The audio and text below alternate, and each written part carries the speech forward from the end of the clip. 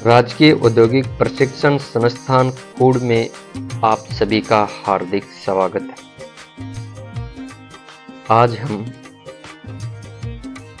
Electrician प्रथम वर्ष के प्रशिक्षणार्थियों को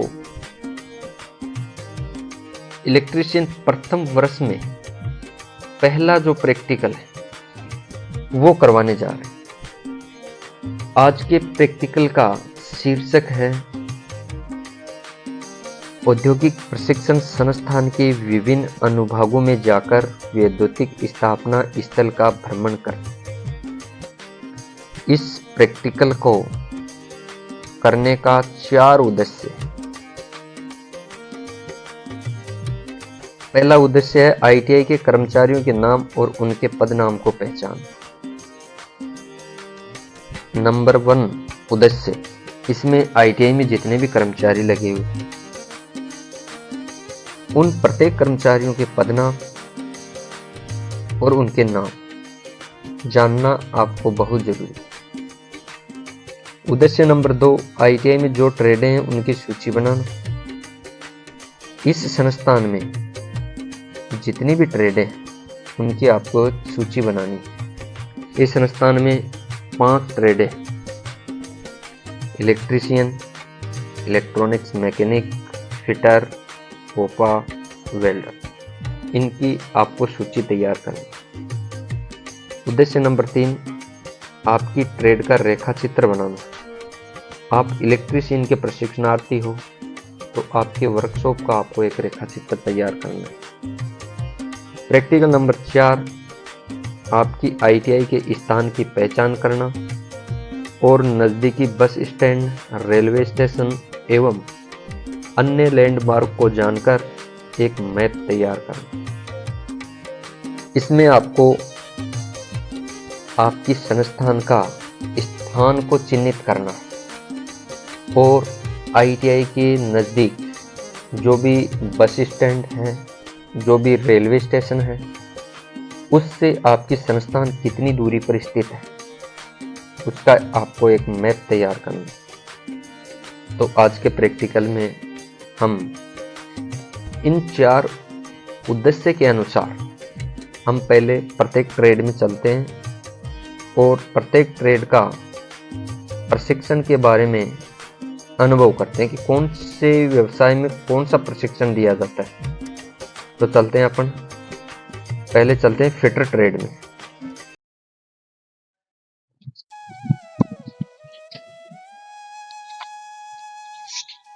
ये व्यवसाय है फिटर व्यवसाय।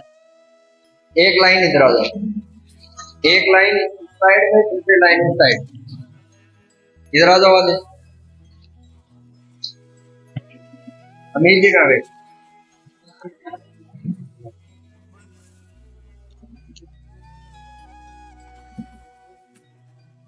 या श्री लगा दो, श्री अमित चौधरी।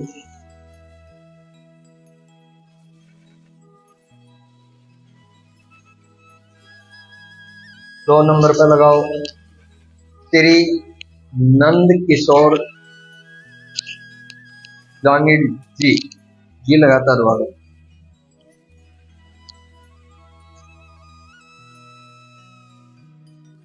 फिटर ट्रेड में जो अनुदेशक हैं, अपनी ट्रेड में 2 यूनिट है फिटर की। फिटर में एक तो नंद किशोर जी जांगिड़ साहब हैं, तो अपने पास फिलहाल अनिल जी जो हैं, उसका नाम है फिटर, और मेरा नाम है अमित चौधरी और मैं फिटर सीनियर में अभी ट्रेनिंग करवा रहा हूँ। फिटर मुख्य रूप से मैकेनिकल इंजीनियरिंग की एक सब ब्रांच है। मैकेनिकल इंजीनियरिंग से आप सभी वाकिफ होंगे, जहाँ पे मशीनों का मेंटेनेंस, पार्ट्स की मैन्युफैक्चरिंग और जितनी भी चीज़ों के बारे में आपको जो नॉर्मली लाइफ में यूज होती है मशीनरी में, उन सारी चीज़ों का निर्माण किया जाता है। ठीक है, यह एक मैकेनिकल की सब ब्रांच है जो मैकेनिकल कार्य को फुलफिल करती है। वर्तमान समय में जितने भी मैन्युफैक्चरिंग प्लांट्स हैं, जितनी भी इंडस्ट्रीज हैं, जितने भी जो लघु उद्योग हैं, वहाँ पे जो भी अपनी मेन पावर है उसको compete करने के लिए जो स्किल्ड पर्सन है उनकी जो रिक्वायरमेंट है उनको फुलफिल करने के लिए मुख्य रूप से मैकेनिकल ब्रांच के बच्चों को अपन तैयार करते हैं, ठीक है। जिससे क्या हो, बड़ी बड़ी फैक्ट्रीज और इंडस्ट्रीज के अंदर डिमांड और सप्लाई का जो गैप है उसको खत्म किया जा सके। स्किल्ड पर्सन्स की फिलहाल सबसे ज़्यादा कमी है और फिटर एक ऐसी यूनिट है जहाँ पे आदमी को बहुत सी चीज़ों को समझने की जानकारी मिलती है, उसको बेसिक से चीज़ों को मतलब समझने का प्रयास रहता है। हर मशीनरी के बारे में डिटेल्ड इंफॉर्मेशन होती है। और मैं मेरे हिसाब से बताऊं तो फिटर में सबसे ज़्यादा शारीरिक मेहनत है। सबसे ज़्यादा अगर किसी यूनिट के अंदर आपको कार्य करवाया जाएगा वो फिटर में होगा, और जितना आदमी कार्य करेगा उतना ही उसमें शालीनता का गुण डेवलप होगा। और सारी मशीनरी और सारी चीज़ों के बारे में यहाँ पे बताया जाएगा, और मशीनरी की जो भी मेंटेनेंस है, जितनी भी चीज़ों के बारे में, मतलब पाइपों की फिटिंग के बारे में, नॉर्मली वेल्डिंग के बारे में, आपकी सीट मेटल्स के बारे में, बियरिंग की फिटिंग के बारे में, गियर के बारे में, न्यूमेटिक के बारे में, हाइड्रोलिक के बारे में, ये सारी चीज़ें फिटर अपनी ट्रेड के अंदर कवर करता है, ठीक है।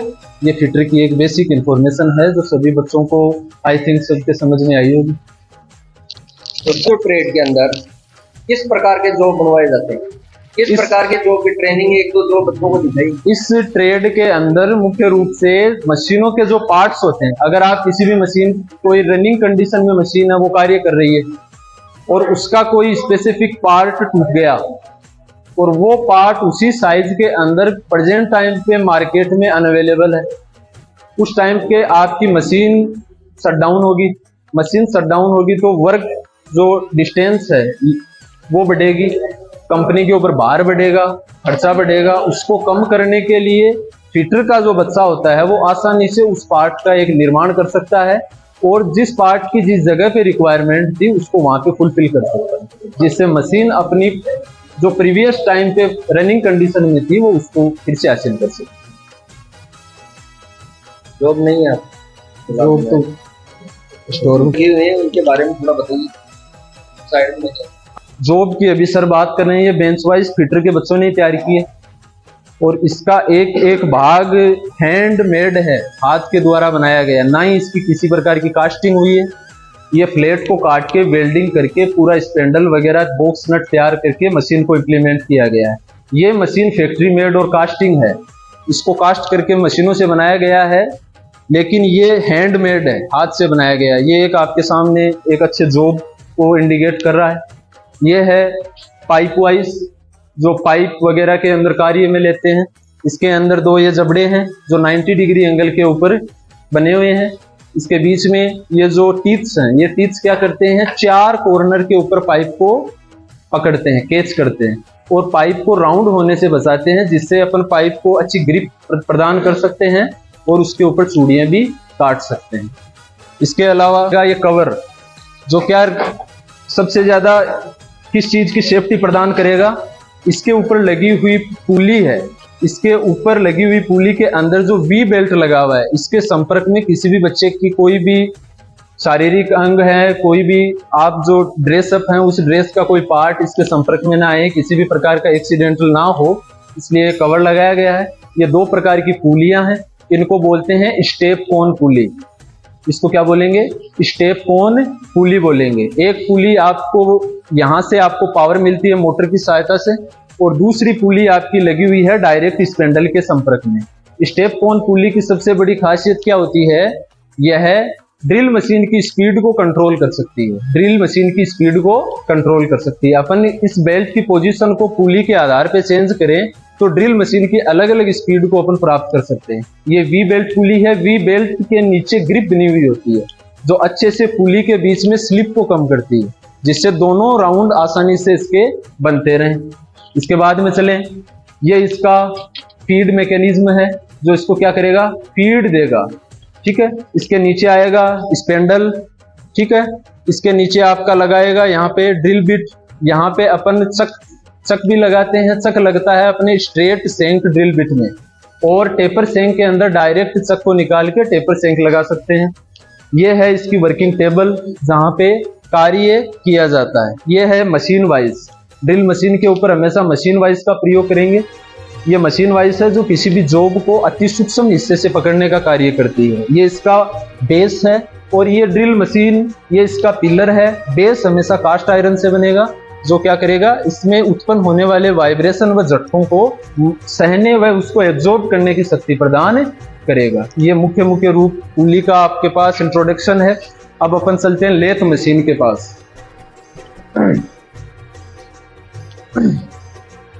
ये है लेथ मशीन। लेथ मशीन का मुख्य रूप से कार्य होता है किसी भी जॉब को राउंडेड कंडीशन के अंदर उसके ऊपर अपन कार्य कर सके।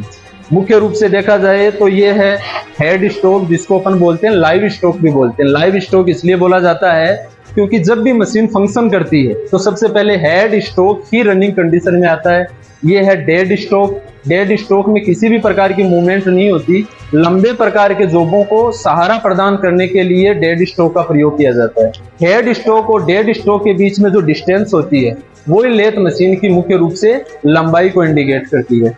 ये चक है इसको अपन बोलते हैं थ्रीजा चक। इसको क्या बोलेंगे? थ्रीजा चक। इसको इसलिए थ्रीजा चक बोलते हैं क्योंकि इसके अंदर 3 जबड़े होते हैं। ये तीनों जबड़े सेल्फ सेंटरिंग होते हैं। सेल्फ सेंटरिंग का मतलब मेरा ये है, यहाँ पे अपन जो की लगाएंगे उसके आधार पे एक जबड़े को इंडिकेट करेंगे तो तीनों जबड़े क्राउन प्लेट की सहायता से एक दूसरे को आपस में कैचअप करेंगे। इंडिविजुअल किसी भी जबड़े को फिक्स करने की अपने को जरूरत नहीं पड़ती। किसी एक जबड़े को फिक्स करोगे तीनों जबड़े अपने आप कार्य करेंगे। और सबसे अच्छी चीज सेल्फ सेंटरिंग चक है उसकी ये है कि इसके अंदर कभी भी सेंटर को ज्ञात करने की आवश्यकता नहीं है, क्योंकि एक जबड़े को इंडिकेट करोगे तो दोनों जबड़े उसी के हिसाब से कार्य करेंगे। इसके बीच की दूरी लेथ मशीन की दूरी होती है। ये है हेड स्टॉक। ये है इसका गियर मैकेनिज्म, जिससे लेथ मशीन को अपनी अलग अलग स्पीड के ऊपर कार्य करने की गति प्रदान होती है। ये है इसका बेड। ये है इसका बेड। वैसे मुख्य रूप से बेड के भी अलग अलग प्रकार हैं, लेकिन ये इसका जो डबल बेड है इसके आधार पे ये अपना मैकेनिज्म क्या करता है, मूव करता है। ये क्या करता है, मूव करता है। ये मैकेनिज्म का इसका है एप्रन। ये इसके ऊपर टूल पोस्ट है जहां पे अपन टूल को बांधेंगे। टूल को बांधने के पश्चात लेथ मशीन के ऊपर किसी भी जॉब के ऊपर जो थ्रेडिंग है, जो भी अपनी कार्य हैं वो सारे कंप्लीट कर सकते हैं। ये इसका है थ्रेड मैकेनिज्म जो इसको आसानी से इसको गति प्रदान करता है, जो किसी भी लंबे जॉब को आसानी से अपनी आप चूड़ियां काटता है। आपको किसी भी प्रकार के इस मैकेनिज्म को आगे पीछे करने की जरूरत नहीं है। इस मैकेनिज्म की सबसे अच्छी बात क्या है, ये लॉन्गिट्यूडनल गति भी प्रदान करता है और जो हॉरिजॉन्टल गति है उसको भी प्रदान करता है। यहाँ पे जो कोणीय स्थिति है, यहाँ अपन टूल पोस्ट की सहायता से कोणीय स्थिति में किसी भी कंडीशन में जो आपका टूल है उसको बना सकते हैं, जिससे इस प्रकार की टेपर प्राप्त की जा सके। इस जॉब पे ऊपर बनी हुई टेपर मुख्य रूप से स्टेप टेपर है और लास्ट में जॉब को टेपर किया गया है। इसके नीचे की तरफ यहाँ पे वाटर बॉक्स रहता है जहां से अपने को पानी की सप्लाई मिलती है बाहर की तरफ, और वहां से निकलने वाली जो चीजें होती हैं उसको अपन स्क्रैप बोलते हैं, जो लेथ मशीन के ऊपर कार्य करते समय जनरली स्क्रैप को बाहर निकालता है। ठीक है। और यहाँ होता है इसका गियर मैकेनिज्म। इस एप्रन के पीछे अपन गियर मैकेनिज्म को समझ सकते हैं, जहां पे लेथ मशीन को आसानी से गियर वगैरह जो भी इसका मैकेनिज्म होता है, मोटर से जो इसको पावर मिलती है वो जो लाइव स्टॉक है उस तक पहुंचाने के लिए इसका स्पेंडल होता है। स्पेंडल को कैचअप करके अपन पूरे के पूरे इस चक को बदल सकते हैं। इसका दूसरा चक फोर्जा चक उस साइड में रखा हुआ है जो सेल्फ सेंटरिंग नहीं होता। व्हील देखने को मिलेंगे, ये व्हील हैं इसके, जिसका मुख्य रूप से कार्य क्या है, लोहे को काटना। ग्राइंडर कभी भी लोहे को घिसता नहीं है, सिर्फ क्या करता है, काटता है। इसमें यह है मोटर के पावर के द्वारा जनरेट होता है, जिससे दोनों व्हील्स अपनी गति को प्राप्त करते हैं। ठीक है। इसमें जो दोनों व्हील्स हैं इसके मुख्य रूप से जो दानेदार आकृति दिख रही है व्हील्स में, इसको बोलते हैं एब्रेसिव। क्या बोलते हैं, एब्रेसिव। एब्रेसिव मुख्य रूप से अपने को नेचुरली या जो अपन फैक्ट्री मेड भी प्रयोग में लेते हैं, ये एब्रेसिव क्या करते हैं, लोहे को काटते हैं। एब्रेसिव को बॉन्ड के द्वारा जोड़ा जाता है, जिससे ग्राइंडर व्हील की संरचना अपने को प्राप्त होती है। इसमें देखा होगा आपने, इस व्हील ये क्या करता है, रफ फिनिशिंग प्राप्त करने का कार्य करता है। ये इसके ऊपर दोनों एब्रेसिव व्हील्स के ऊपर कवर लगे हुए हैं ताकि अपन कार्य करें तो अपना हाथ और अंगुली वगैरह इसके संपर्क में ना आए। ये इसका पावर जनरेट बटन है जिससे अपन इसको ऑन ऑफ कर सकते हैं। मुख्य रूप से इसका नाम पेडिस्टल ग्राइंडर रखा गया है, जो इसको अपन फिटर थ्योरी के अंदर पेडिस्टल ग्राइंडर के रूप में पढ़ते हैं। दोनों तरफ एब्रेसिव के जो व्हील लगे हुए हैं और व्हील को मेंटेन करने का यहाँ पे इनके ऊपर नट व बोल्ट की सहायता से व्हील को असेंबल और बाहर निकाल सकते हैं। और बोलो। आपकी जो फिटर ट्रेड में जितनी भी मशीनें लगी हुई उनमें सब में वैद्युतिक मोटरें लगी हुई, इन मोटरों को सप्लाई कहाँ से मिल रही है? आपकी व्यवसाय फिटर व्यवसाय का मेन स्विच कहाँ है सप्लाई का? क्योंकि ये इलेक्ट्रिशियन के प्रशिक्षणार्थी, इनको जानना बहुत ही जरूरी है कि इसमें सप्लाई कहाँ से मिल रही है। किसी कारणवश कोई सप्लाई ऑन ऑफ करना हो तो ये कहाँ से करेंगे? बाहर की तरफ से जो भी एमसीबी बॉक्स लगा हुआ है उस साइड से ही पूरी ट्रेड के अंदर मेन सप्लाई आती है। आप उसको बाहर से ट्रिप करोगे, ट्रेड की सप्लाई ऑफ हो जाएगी। इस ट्रेड में किसी भी प्रकार का कोई मेन स्विच नहीं है, एमसीबी बॉक्स से ही सप्लाई को ऑन ऑफ किया जाता है। और पर्टिकुलर मशीन्स के ऊपर अगर अपने को सप्लाई ऑन ऑफ करनी है, जो एक्सीडेंटल जो खतरे हैं उनसे बचना है, तो अपने यहाँ पे फ्यूज सिस्टम लगा रखा है, जिनको अपन फ्यूज मतलब इसमें फ्यूज लगाएंगे तो इसके अंदर सप्लाई ऑन होगी। अदरवाइज फ्यूज निकाल के बाहर रख दोगे तो हर कोई इससे किसी भी प्रकार का एक्सीडेंट होने का खतरा नहीं होता। फ्यूज एक सुरक्षा युक्ति है, इससे सप्लाई फ्यूज लगाएंगे, सप्लाई आगे डिस्ट्रीब्यूट हो जाएगी। किसी कारणवश लाइन में कोई फॉल्ट आता है तो ये फ्यूज यही रोक देगा सप्लाई। फ्यूज का काम क्या है? ओवरलोड होते ही ये फ्यूज जल जाता है, जो वायर आता है इसके अंदर से जल जाता है, सप्लाई बंद हो। इसके अलावा सप्लाई ऑन ऑफ कहाँ से होती है? वो फिटर ट्रेड का मेन स्विच यहाँ से, ये ऑन ऑफ ओसी बोलते हैं इसको। ये एमसीबी प्रत्येक लाइन सर्किट के अलग अलग एमसीबी लगी हुई है। इस सर्किट ब्रेकर को ऑफ कर देंगे, सारा सिस्टम बंद हो जाएगा। इसको ऑन रखेंगे, जिस मशीन को आपको बंद करना है उसका एमसीबी ऑफ करना, उसी की लाइन बंद होगी। प्रत्येक मशीन की एमसीबी यहाँ से कनेक्ट है, इस एमसीबी से लाइट अंदर जा रही है। फिटर का जो लाइटिंग मेन स्विच है वो ये पैनल, इसमें क्या लगे हुए? एक तो सर्किट ब्रेकर और एमसीबी। सर्किट ब्रेकर का क्या कार्य है कि सर्किट ब्रेकर को ऑफ कर देंगे तो अंदर की सारी सप्लाई ऑफ हो जाएगी। अगर सारी सप्लाई बंद नहीं करनी हो, किसी एक मोटर की करनी हो, तो किसी एक एमसीबी, जिस मोटर की एमसीबी है उसमें चेक कर लेंगे और उसको ही ऑफ करें, उसी मोटर की होगी, बाकी सप्लाई ऑन रहेगी। अब दूसरा ट्यूर है आपका वेल्डर ट्रेड का। चलते हैं वेल्डर ट्रेड में, उसके बारे में जानते हैं वेल्डर में। अब आ गए हम वेल्डर ट्रेड में। पहले तो वेल्डर ट्रेड में जितनी भी मशीनें वगैरह लगी हुई हैं उनके बारे में जानते हैं। यह वेल्डर ट्रेड, इसमें अनुदेशक कौन है पहले उनके बारे में जानना आपको। तो उसमें लिखो रजिस्टर में व्यवसाय का नाम वेल्डर,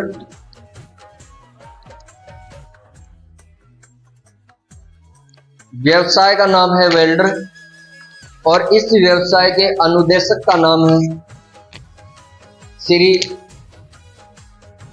गणेश कुमावत जी।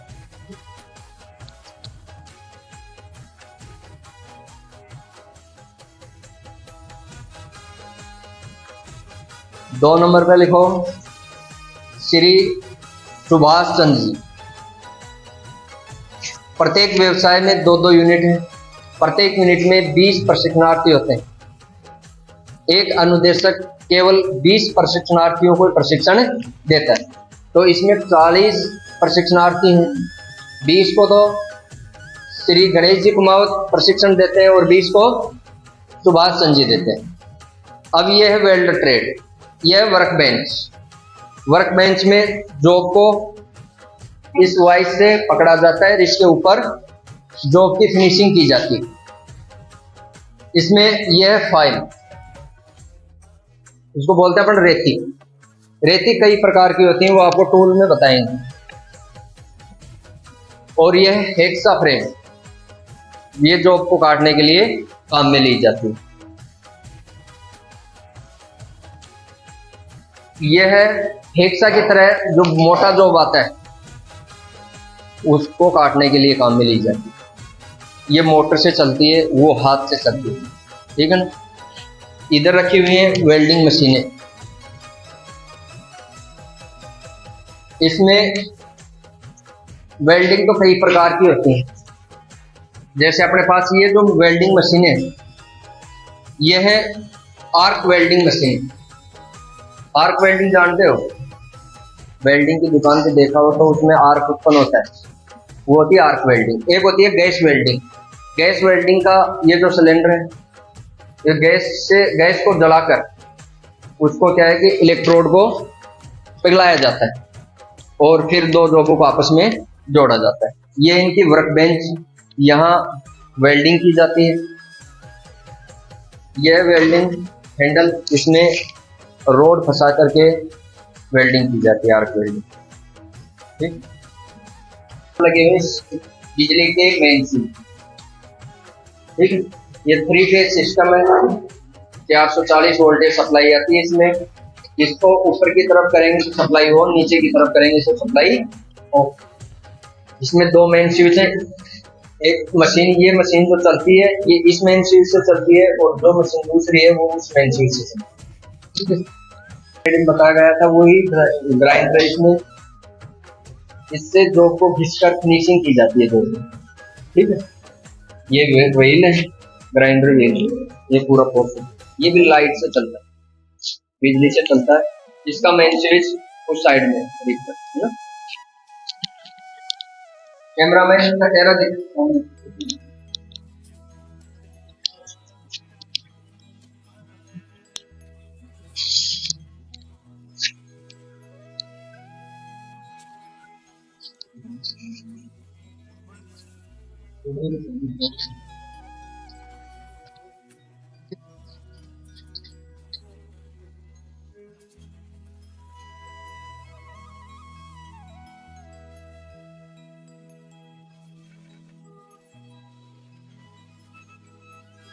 आप वेल्डर के प्रशिक्षणार्थी, पहले देखता हूँ वेल्डिंग क्या होती है।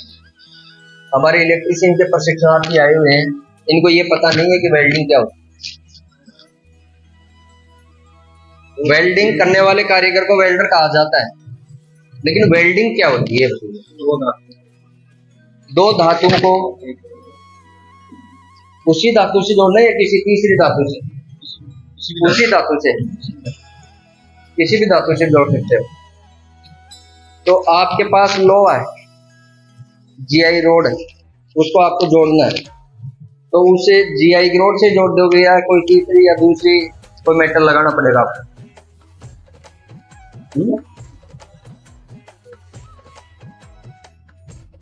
क्या होती है वेल्डिंग, बता सकता है कोई? किसी समान धातु के टुकड़ों को किसी दूसरी धातु, फिलर धातु के मेटल से जोड़ने की प्रक्रिया क्या कहलाती है? वेल्डिंग। और वेल्डिंग करने वाले कारीगर को क्या कहा जाता है? आप वेल्डर हो, आप क्या करते हो? वेल्डिंग का कार्य। तो अभी ये प्रशिक्षणार्थियों का एडमिशन हुआ है, तो ज़्यादा नहीं जानते। कभी इनका प्रशिक्षण कंप्लीट हो जाएगा, उस टाइम पर बताएंगे आपको, इनका जॉब वगैरह भी दिखाएंगे। आपका भी नया एडमिशन है, ये इसका नाम क्या है? अरविंद मिश्रा है, प्रशिक्षणार्थी वेल्डर का है और अभी एडमिशन हुआ है इसका। सभी प्रशिक्षणार्थी यूनिफॉर्म में, बढ़िया 1 नंबर का डिसिप्लिन है इनका।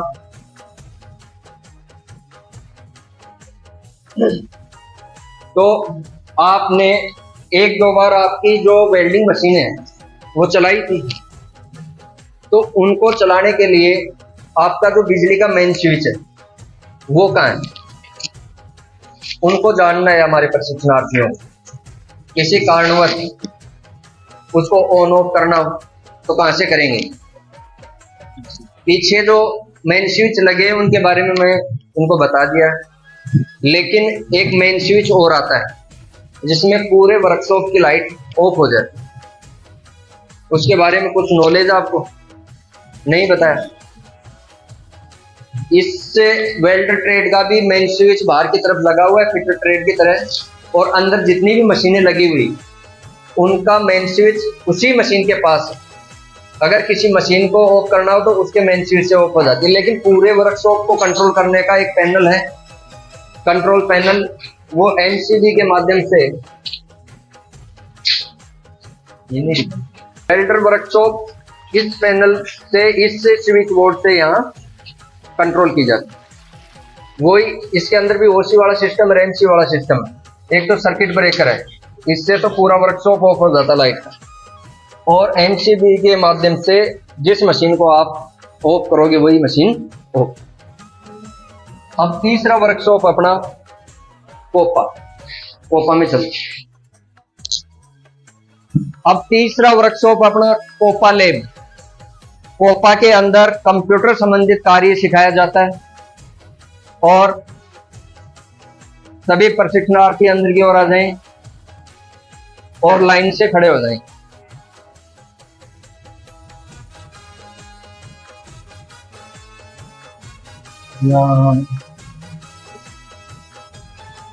रजिस्टर में ट्रेड का नाम लिखो कोपा।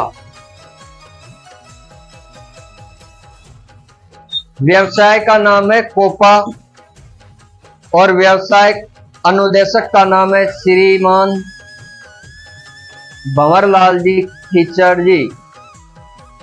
श्रीमान भंवरलाल जी खिचड़ जी लिख लिया।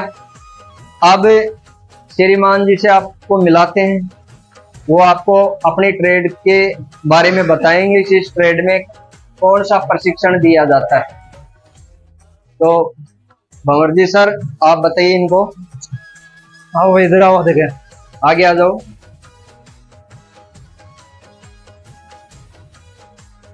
देखो ये ट्रेड है आपकी कंप्यूटर से संबंधित। किससे संबंधित है? कंप्यूटर से संबंधित है। इसमें कंप्यूटर से संबंधित प्रशिक्षण दिया जाता है। सर एक बार बंद करो, लाइट काट वाले। बेसिक और अन्य प्रकार की कोई भी प्रोग्रामिंग लैंग्वेज है उसमें टैली से संबंधित संपूर्ण जानकारी इस ट्रेड में दी जाती है। इसका जो जॉब है वह गवर्नमेंट स्तर पर, जैसे आपने कोई स्नातक कर रखी है तो उसके अंतर्गत आती है आपकी सूचना सहायक की वैकेंसी, और कोई ऑपरेटर के रूप में आपने काम किया तो इसमें कंप्यूटर ऑपरेटर के रूप में भी आप इसके अंदर जॉब को प्राप्त कर सकते हैं। इससे बहुत लंबी जानकारी अभी भी आपके पास में है कि कंप्यूटर्स में क्या क्या होता है, किस प्रकार से कार्य होते हैं, इनकी हम संपूर्ण जानकारी थोड़े से लाइट आने के बाद में करेंगे। इसके बारे में विस्तृत जानकारी के लिए एक बार देखो, बंद करो, एक बार लाइट आवाज बैठो, एक बार देखो, बैठो, अन सिखाओ 2-4 मिनट कोई है अन सिखाओ आगे कंप्यूटर सिखाओ आगे।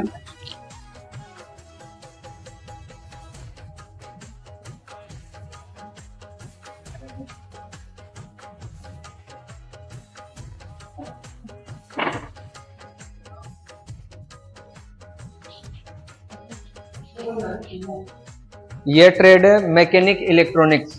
अंदर आ जाओ सभी।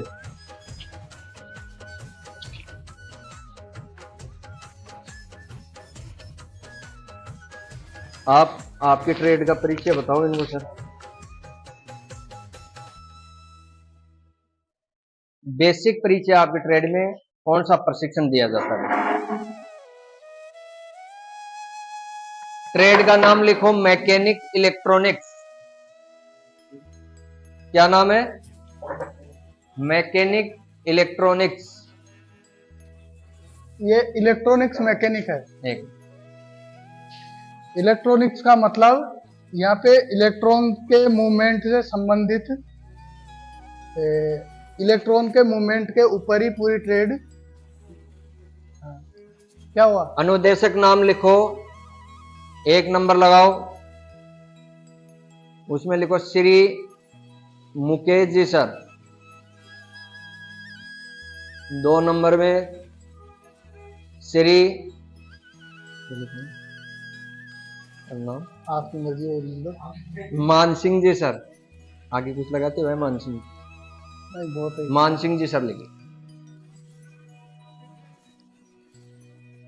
मान सिंह जी सर आपको इलेक्ट्रॉनिक्स मैकेनिक ट्रेड के बारे में बताएंगे, इसमें कौन सा प्रशिक्षण दिया जाता है। तो सर बताइए आप इलेक्ट्रॉनिक्स के बारे में। ये तो अपने आए हैं, इसे आपके ही है ना। हाँ, इलेक्ट्रीशियन ट्रेड के प्रशिक्षणार्थी हैं। तो इलेक्ट्रिसिटी विद्युत से चलने वाले जो उपकरण होते हैं छोटे छोटे, वो सभी इलेक्ट्रॉनिक्स इक्विपमेंट होते हैं। जैसे आपका टीवी हो गया, कितने बजे होता है? मोबाइल हो गया, उसका चार्जर हो गया, और गेम खेलने वालने का हो गया,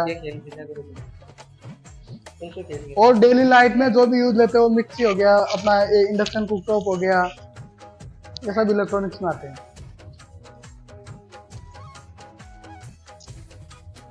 तो इस ट्रेड में इनका कंस्ट्रक्शन किस तरीके से बने हुए हैं, किस तरीके से वर्किंग करते हैं, और किस तरीके से इनका मेंटेनेंस किया जा सकता है, ये सब सिखाया जाता है। इलेक्ट्रॉनिक्स कंपोनेंट, इलेक्ट्रॉनिक्स Mainly जो भी आइटम ये होता है, जैसे आपके टीवी, प्रतिरोध हो गया, कंपोनेंट तो है, इसमें प्रतिरोध हो गया, इंडक्टर हो गया, इंडक्टर समझते हो, चौक। तो जिसको बोलते हैं अपन, है ना। कैपेसिटर हो गया आपका, ट्रांसफॉर्मर हो गया, ये सभी यहाँ पे यूज में आते हैं। जैसे देखो छोटे छोटे कंपोनेंट लगे हुए हैं। हाँ, ये ट्रांसफार्मर है,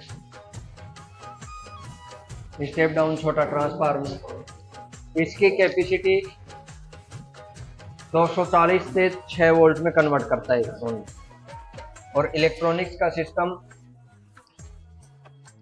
12 वोल्ट डीसी सप्लाई पर चलता है। मानसिंह जी सर, हाँ सर, ये कौन सा उपकरण है? ये पावर सप्लाई है, regulated DC power supply. Electronics में क्या मेनली 12 वोल्ट का यूज होता है।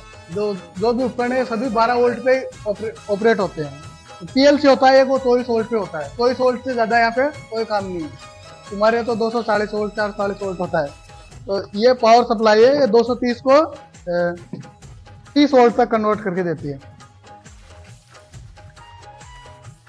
जैसे इसका स्विच वहां से ऑन करो, अब ये मेंटेनेंस के लिए रखी हुई है ना, तो ये 30 वोल्ट तक 5 ऐसे करके इसे सेलेक्ट करके 30 वोल्ट तक, ठीक है। ये एसी को डीसी में परिवर्तित करता डीसी है। में परिवर्तित करता है। डीसी 30 वोल्ट, यहाँ पे डीसी का यूज है पूरा इलेक्ट्रॉनिक्स में। इलेक्ट्रॉनिक्स ऐसे का बिल्कुल उपकरण नहीं। हमेशा डीसी सप्लाई से चलते हैं ना। और आगे जो ये रखा हुआ है एक, ये एसएमडी सोल्डरिंग डिसोल्डरिंग पंप है। आइए सर इसके बारे में कुछ बताइए इनको। ये आपके एसएमडी इक्विपमेंट होते हैं। एसएमडी मतलब सरफेस माउंट डिवाइस, छोटे छोटे मोबाइल की डिस्प्ले होती है, उसमें लगे होते हैं छोटे छोटे इतने इतने से, तो उनकी सोल्डरिंग डिसोल्डरिंग करने के लिए ये काम में आता है। वो जो प्लेट लगी होती है उसको क्या बोलते हैं सर? पीसीबी पीसीबी, पीसीबी पे लगे होते हैं वो सभी printed circuit circuit board. Board. उस पर सोल्डर होता है। हाँ। आपने देखा होगा कि मोबाइल का चार्जर होता है, उसमें एक प्लेट सी लगी होती है, उसमें ट्रांसफार्मर, डायोड, छोटे छोटे लगे होते हैं वो ऐसे, उनको अपन प्रतिरोध वगैरह लगे ट्यूजर होते होती है, ट्यूजर से पकड़ के और ऐसे से रखा और वहाँ पे थोड़ा सा सोल्डर डाला और इसे हीटिंग दी और वो ऐसे कैसे वहाँ पे सेट हो जाता है। और जब डिसोल्डर करना हो तो सीधा हीटिंग दे दो, वो थोड़ा सा गर्म हुआ हट जाता है।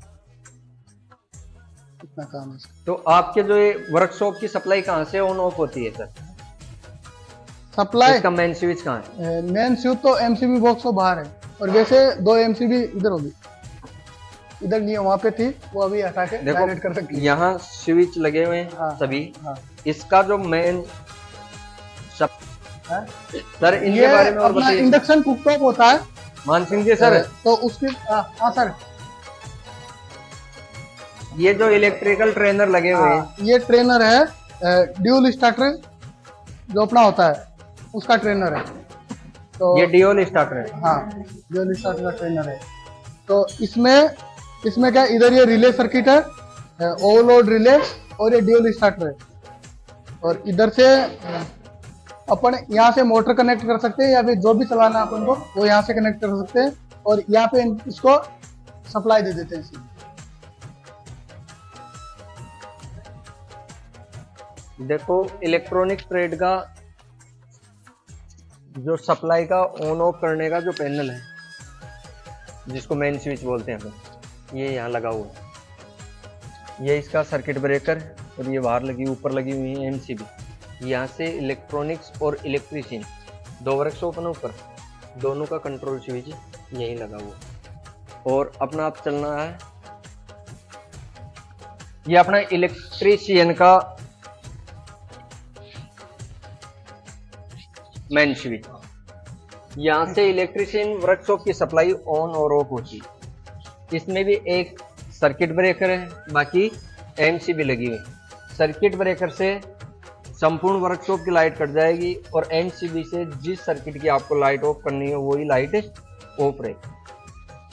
अब चलते हैं अपने वर्कशॉप में। हेलो, यह है इलेक्ट्रीशियन वर्कशॉप। इस वर्कशॉप में एक तो आपको बेसिक नॉलेज होना चाहिए कि कौन कौन सी मोटरें लगी हुई हैं। इस वर्कशॉप में लाइट ऑन ऑफ कहां से होती है। आपकी जो लाइटिंग सिस्टम है लाइट का, जैसे पंखा, ट्यूबलाइट, उसका तो मेन स्विच बाहर है। और एक 3 फेज सिस्टम जो मोटरों को चलाता है उसका मेन स्विच है ये। यहां से इन मोटर ये जो पैनल लगे हुए हैं इनमें सप्लाई 3 फेज सप्लाई यहां से आती है। ठीक है, इन चेंज और स्विच के माध्यम से अपन 3 फेज सप्लाई को ऑन और ऑफ करते हैं। अपने फाउंडेशन पे जितनी भी मोटरें लगी हुई उसके बारे में आपको मैं बता देता हूँ। ये पैनल है, इस पैनल पर केवल 3 फेज मोटर और सिंगल फेज एसी मोटर लगी हुई। यह 3 फेज मोटर, इसके साथ ये डीसी जनरेटर कनेक्ट है। इस सेट को बोलते हैं एमजी सेट। 2 मोटर का जो सेट होता है उसको बोलते हैं एमजी सेट। इसके साथ साइड में लगी हुई है single phase motor, capacitor start, capacitor run motor. यह सिंगल फेज मोटर। इस मोटर को चलाने के लिए डीवल स्टार्टर लगाया गया है। 3 फेज मोटर को चलाने के लिए स्टार डेल्टा स्टार्टर लगाया है। बाकी जो पैनल पर लगे हैं वोल्ट मीटर है, एम्पियर मीटर। जो मोटर कितने वोल्टेज पे चल रही है, कितना लोड ले रही है, वो मीटर के द्वारा अपन देख सकते हैं। दूसरा जो पैनल है इस पर लगी हुई है डीसी मोटरें। डीसी मोटर 3 प्रकार की होती हैं, सीरीज, शंट और कंपाउंड। तो ये तीनों मोटरें हैं अपने पास। ये सीरीज है, ये शंट है और ये कंपाउंड है। तीनों मोटरों को चलाने के लिए 3 प्रकार के स्टार्टर काम में लिए जाते हैं। सीरीज मोटर को चलाने के लिए 2 पॉइंट, शंट मोटर को चलाने के लिए 3 पॉइंट और कंपाउंड मोटर को चलाने के लिए 4 पॉइंट स्टार्टर। यह है 2 पॉइंट स्टार्टर। यह है वेरिएबल रेजिस्टेंस। इसके माध्यम से मोटर की स्पीड को अपन नियंत्रित कर सकते हैं। यह है 3 पॉइंट स्टार्टर। इस स्टार्टर से डीसी शंट मोटर चलाई जाती है। इस पैनल पे लगा हुआ है कंपाउंड मोटर का स्टार्टर जो 4 पॉइंट स्टार्टर के नाम से जाना जाता है। इस स्टार्टर से डीसी कंपाउंड मोटर चलती है। अब पैनल नंबर 3, इस पर एक तो 3 फेज मोटर है और एक एमजी सेट है। इसका यहां जनरेटर लगा हुआ है, डीसी जनरेटर। ये दोनों 3 फेज मोटर हैं और दोनों ही स्टार डेल्टा स्टार्टर से चलती है। ये हैंडल वाला है, इसको मैनुअली स्टार डेल्टा बोलते हैं। इसको semi automatic star delta starter के नाम से जाना जाता है। पैनल नंबर 4, केवल स्लिपरिंग मोटर लगी हुई। ये स्लिपरिंग मोटर स्टार्टर है और ये स्लिपरिंग मोटर लगी हुई है। ठीक। फिर पैनल नंबर 5, इस पर एक तो डीसी मोटर लगी हुई। ये भी डीसी मोटर है, ये DC generator. DC motor, DC generator, DC supply generate करती है। आगे भी डीसी मोटर लगी हुई है। आगे आईजीबीटी इलेक्ट्रॉनिक्स पैनल लगा हुआ है। इस इलेक्ट्रॉनिक्स पैनल के माध्यम से इसकी स्पीड को नियंत्रित कर सकते हैं हम। ये आईजीबीटी मोटर है। ये है अपना ट्रेनर। इस ट्रेनर के माध्यम से अपन डीसी सप्लाई, एसी सप्लाई, सभी प्रकार की सप्लाई निकाल सकते हैं। और जो भी आपका प्रैक्टिकल है इलेक्ट्रिकल, इस ट्रेनर के माध्यम से अपन यहाँ संपूर्ण प्रैक्टिकल कर सकते हैं। लेकिन ये अभी अंडर मेंटेनेंस, इसका काम चल रहा है। किसी शॉर्ट सर्किट के कारण इसमें थोड़ी दिक्कत हो गई, कुछ इसके मीटर वगैरह था वो जल गई। ठीक। ये ट्रेनर मशीन का सिस्टम लगा हुआ सिंगल फेज मोटर, ठीक है। इस मोटर को एसी सीरीज मोटर के नाम से भी जानते हैं। ये अपना फाउंडेशन यहाँ तक कंप्लीट हो जाता है, फिर अपने पास इस अल्टरनेटर को चलाया जाता है। अल्टरनेटर क्या काम में आता है? यांत्रिक ऊर्जा को एसी प्रकार की वैद्युतिक ऊर्जा में, विद्युत ऊर्जा दो प्रकार की होती है, एसी और डीसी। डीसी जनरेटर डीसी वैद्युतिक ऊर्जा उत्पन्न करेगा और ये जो अल्टरनेटर ये एसी, इसको ये इंजन घुमाएगा तो अपने को सप्लाई देगा, और सप्लाई का कौन सा प्रकार होगा इसमें? एसी प्रकार सप्लाई। ये अपने पास प्रैक्टिकल की मोटर है, इसमें ये एसी मोटर है, बाकी डीसी मोटरें रखी हुई। और अपने वर्कशॉप में प्रैक्टिकल में एक ये ग्राइंडर लगा हुआ है, ड्रिल मशीन है, ये फायर एक्सटिंग्विशर है। कोई कारणवश शॉर्ट सर्किट से कहीं आग लग जाए तो आग बुझाने के लिए ये क्या लगे हुए हैं? Fire extinguisher. ये भी डीसी मोटर पैनल है, इसमें डीसी जनरेटर लगा हुआ है। ये अपना ड्रिल मशीन, इसके द्वारा किसी जॉब में होल निकालने के लिए इसका यूज किया जाता है। यह है ग्राइंडर, ठीक है। यह है गीजर, यह है वायरिंग बोर्ड। यह वायरिंग बोर्ड है, इसमें वायरिंग के प्रैक्टिकल करवाए जाते हैं, ठीक है। जैसे अपनी केसिंग केपिंग वायरिंग है, क्लिट वायरिंग है, ठीक। और ये जो वर्क बेंच लगी हुई है, ये वर्क बेंच है। इस प्रैक्टिकल में अपना 1 नंबर प्रैक्टिकल पूर्ण रूप से सक्षम हो गया। आपको पूरे जो ITI के अंदर पूरे वर्कशॉप है उसमें विजिट करवा दिया गया है। अब आपके पास एक ड्राइंग शीट होनी चाहिए, उसमें अपना इलेक्ट्रीशियन का लेआउट डायग्राम बनाना, इलेक्ट्रीशियन वर्कशॉप का, जिसमें ये जो फाउंडेशन पर जितनी मोटरें लगी हुई इस मोटरों को दर्शाना है, पैनल बोर्ड दर्शाना है, वर्क बेंच दर्शाना है, और जो भी गीजर वगैरह लगे हुए उसका रेखा चित्र बना सकते हो, जिसका आपको PDF में चित्र डायग्राम मॉडल भेज भी दिया गया है। उस हिसाब से आपको इसमें मार्किंग करनी है, आपको कहाँ पैनल लगे हुए हैं, कौन सी साइड में इसकी खिड़कियां लगी हुई हैं, कौन सी साइड में वर्क बेंच लगी हुई है, कहाँ गीजर लगा हुआ है, कहाँ वॉशिंग मशीन है, कहाँ डीसी मोटर है, कहाँ अल्टरनेटर लगा हुआ है। उसके बाद आप प्रत्येक वर्कशॉप में जो मेन स्विच है लाइट का, उसके बारे में जान लिया, प्रत्येक व्यवसाय में कहाँ उनका मेन स्विच है। लेकिन संपूर्ण ITI का जो मेन स्विच है, कंट्रोल पैनल है, वो नहीं देखा आपने, नहीं देखा ना। वो कंट्रोल पैनल और दिखाते हैं आपका जो अपने ITI का कंट्रोल रूम है, लाइट कंट्रोल रूम, ठीक है। यह चेंज और स्विच। इस चेंज और स्विच के अंदर एक तो बाहर से ट्रांसफार्मर से 3 फेज सप्लाई आ रही, दूसरा बाहर अपने पास डीसी जनरेटर है, उसकी सप्लाई भी यहाँ, ठीक है। जब पावर हाउस से सप्लाई आएगी तो ऊपर वाले कॉन्टेक्टर में कनेक्शन किए हुए, और लाइट कारणवश पावर हाउस लाइट कट जाती है तो डीसी जनरेटर से अपन सप्लाई लेते हैं। ये कनेक्शन है नीचे की तरफ, ठीक है। ये जो वायर निकले हुए हैं ये बाहर की सप्लाई के हैं, ये जो बाहर निकले हुए हैं ये जनरेटर की सप्लाई है। बाहर की सप्लाई के तार और जनरेटर की तार इन स्विचों में आ रहा है, ठीक है। अब इसमें लिखा हुआ है प्रत्येक वर्कशॉप, प्रत्येक क्लासरूम, इसका मेन पैनल यहां बना हुआ है। जैसे 1 नंबर ये फिटर वर्कशॉप का है, ठीक है। फिटर वर्कशॉप की संपूर्ण लाइट यहाँ काटनी हो कंट्रोल रूम से, यहाँ से ऑफ कर दें, पूरा सिस्टम ऑफ।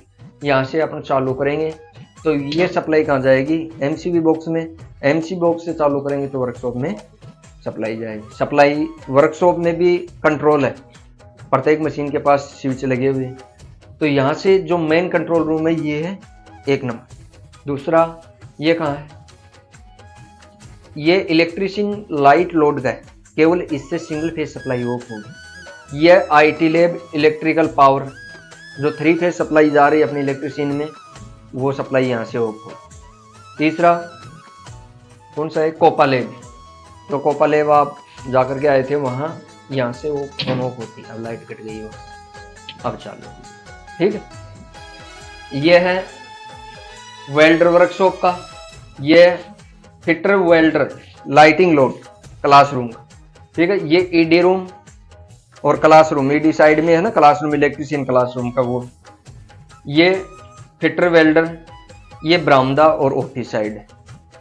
प्रत्येक पोर्शन का अलग अलग कंट्रोल स्विच लगा हुआ है। इन स्विच के माध्यम से अपन कंट्रोल रूम से भी सप्लाई को ऑन ऑफ कर सकते हैं। और प्रत्येक वर्कशॉप का भी अलग से एमसीबी बॉक्स लगा हुआ है, उसमें एक तो ऑसिलेटर लगा हुआ है और एमसीबी लगी हुई, ठीक है। अब जैसे ही सप्लाई आ रही है अपने पावर हाउस से, तो चेंज और स्विच ऊपर की तरफ है। अगर कारणवश ये लाइट कट जाती है, अपने को लाइट की आवश्यकता है, तो डीजी जनरेटर चलाएंगे और इस हैंडल को नीचे की तरफ कर चेंज कर दिया ना, चेंज हो जाती है एक तो मेन सप्लाई से फिर जनरेटर की सप्लाई से, तो इसलिए इसको क्या बोल दिया, चेंज और स्विच। अब ये मेन सप्लाई से चल, ठीक। इसमें 3 फेज सप्लाई आ रही है जो लाइटिंग लोड में भी काम आ रही है और पावर लोड में भी काम आ रही है। लाइटिंग लोड का और पावर लोड का सर्किट अलग अलग, ठीक। ये अपना कंट्रोल लोड, ये है डीजी जनरेटर, ठीक है। जब मेन सप्लाई ऑफ हो जाती है तो जनरेटर की सहायता से अपने सप्लाई प्राप्त कर सकते हैं। यह जनरेटर का पैनल बोर्ड, ठीक है। यह ऑफ स्विच, यह ऑन स्विच। कारणवश ये लॉक हो और जनरेटर स्टार्ट आपको बंद करना हो तो इमरजेंसी ऑफ स्विच इधर है ना, इमरजेंसी टाइम इसको ऑफ कर देंगे यहाँ से, ठीक। अब इसको चलाना कैसे, ये एक स्विच तो है इसके डिस्प्ले को ऑन करना, दूसरा स्विच है इसके अंदर लाइट लगी हुई उसको ऑन करने। तो अंदर वाली लाइट की तो अपने को जरूरत नहीं, इसको तो आप ऑफ रखना, ठीक है। ये डिस्प्ले वाली लाइट को अपन ने ऑन कर दी, हो गई ऑन। अब आपको ग्रीन बटन दबाना है। अब इसमें सेकंड चल गई, सेकंड चल गई, यहाँ से सप्लाई जाएगी अपने डिस्ट्रीब्यूशन बॉक्स, वहां से चेंज और स्विच की सहायता से अपने लाइट। अब इसको बंद कैसे करना है, ऑफ कर दिया, ऑफ।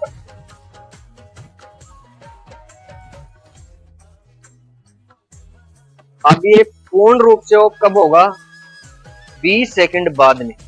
इसमें सेंसर सिस्टम लगा हुआ है, तो ये 20 सेकंड के बाद में 10 सेकंड हो गई इसको, 10 सेकंड के बाद में ये पूर्णतः स्टॉप होगा। इससे पहले आपको इसको बंद नहीं करना है स्विच को, ठीक है ना, डिस्प्ले स्विच। अब ये रेडी हो गया, ऑफ हो गया बिल्कुल। अब क्या करना है, इसको बंद करना। इसको ऑन करोगे, जनरेटर डिस्प्ले ऑन लिखा जाएगा उसमें, ठीक है। फिर ग्रीन बटन से आप स्टार्ट करेंगे, स्टार्ट करने के बाद ही लोड लगाना है, ठीक है। चेंज और स्विच के बाद में आप वो लोड लगाओगे। फिर आपको ये जनरेटर बंद करना हो तो पहले उसका लोड हटाना है, ठीक है ना। लोड हटा करके जनरेटर को फ्री करके नो लोड पर आपको ऑफ करना है। अब इसके अंदर एक इंजन लगा हुआ है, एक अल्टरनेटर लगा है ना, तो इंजन,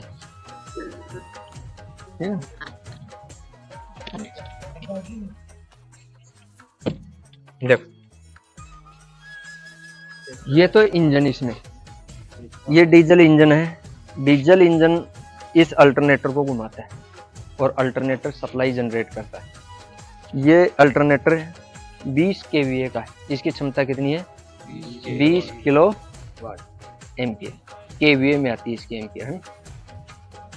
और ये जनरेटर है डीजल जनरेटर, ये पता है डीजल से चलता है, तो ये चलेगा तो इस अल्टरनेटर को घुमाएगा, अल्टरनेटर घूमेगा तो बिजली जनरेट करेगा और ये बिजली 3 फेज में जनरेट करेगा, जो अपने इसके कनेक्शन चेंज ओवर स्विच में है। चेंज ओवर स्विच की सहायता से मेन सप्लाई ऑफ हो जाती है, जनरेटर को ऑन करते हैं और चेंज ओवर स्विच से जनरेटर की सप्लाई काम में लेते हैं, ठीक। ये आगे समझ चलाना सीख गया, ठीक। और फिर आपका काम हो जाए, ऑफ हो जाए जनरेटर, तो इसको क्या है, दोनों तरफ से क्या करना है, लॉक कर देना है।